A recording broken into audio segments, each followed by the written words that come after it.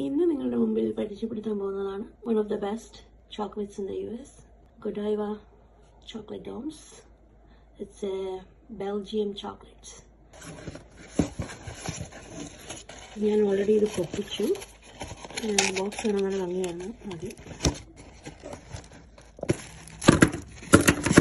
ഭംഗി എൻ്റെ വേർപ്പാണ്, നല്ല ഭംഗിയില്ല കാണാൻ.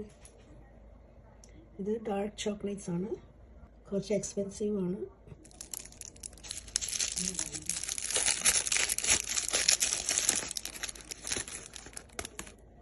ഇത് ചോക്ലേറ്റ് പീസസ് അകത്തിലുണ്ട്. ഓൾസോ ഡാർക്ക് ചോക്ലേറ്റ് നമ്മുടെ ഹെൽത്തിനൊന്നും നല്ലതാണ്. മിൽക്ക് ചോക്ലേറ്റിനെക്കാട്ടും നല്ലതാണ് ഡാർക്ക് ചോക്ലേറ്റ്സ്.